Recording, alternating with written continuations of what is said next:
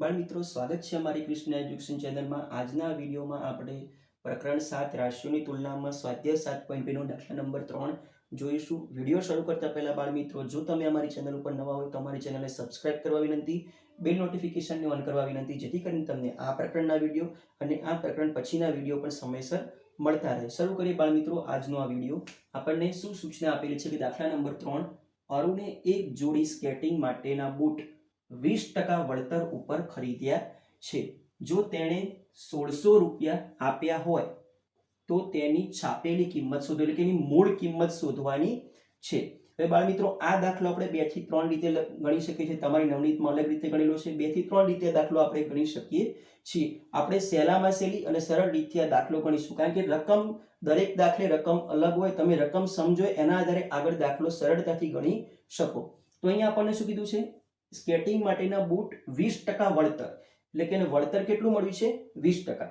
20% વળતર ઉપર ખરીદ્યા। જો તેને 1600 રૂપિયા આપ્યા। હવે આ 1600 રૂપિયા એટલે શું? 100% રૂપિયા? ના, આ 1600 રૂપિયા એટલે કે આ 20% વળતર બાદ કર્યા પછીના રૂપિયા, એટલે કે એ હશે કુલ કોઈ પણ વસ્તુ એની કુલ કિંમત કેટલી થાય? 100 રૂપિયા। કુલ ટકા કેટલા થાય? 100 રૂપિયા। એટલે કે 100% જેની કિંમત છે એમાંથી એને 20% વળતર બાદ કર્યું એટલે 80% રૂપિયા બરોબર 1600 રૂપિયા છે। તમે કોઈ પણ વસ્તુ લો તો એની કિંમત 100% હોય। ધારો કે એના ઉપર તમને 10% વળતર મળે તો 10% બાદ કરે તમે એને કેટલા રૂપિયા ચૂકવો? 90% રૂપિયા જ ચૂકવો, કારણ કે એની છાપેલી કિંમત છે એટલી તમે ચૂકવવાના નથી, કારણ કે એના ઉપર વળતર છે। તો એવી જ રીતે આપણે અહીંયા લખી શકીએ કે વળતર કેટલું છે? અહીં લખીએ બૂટ પર વળતર 20% છે। હવે આપણે શું શોધવું છે? છાપેલી કિંમત, એટલે કે છાપેલી કિંમત અથવા તો એની મૂળ કિંમત કો કહે, કારણ કે આ તો આપણને ડિસ્કાઉન્ટ બાદ કર્યા બાદની રકમ આપેલી છે। તો આપણે અહીંયા લખી શકીએ કે કુલ રકમ બાળ મિત્રો કેટલી હોય? 100% હોય। 100% કુલ રકમ હોય, એમાંથી 20% રકમ બાદ કરી દો, એટલે કે 20% આપણને વળતર મળે છે, એટલે કેટલી રકમ બચી?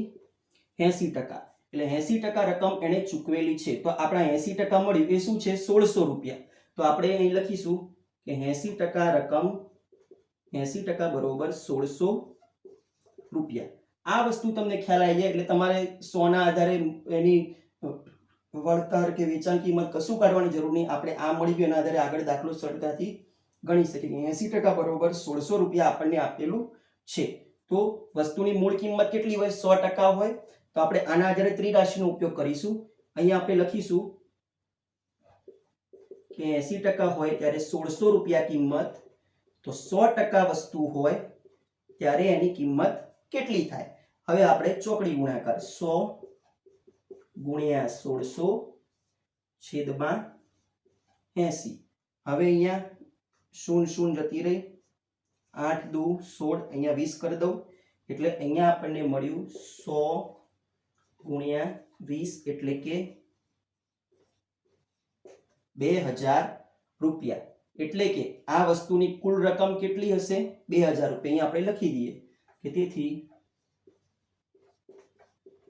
સ્કેટિંગ માટેના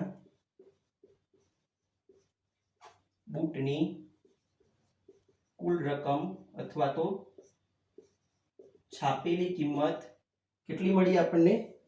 2000 રૂપિયા।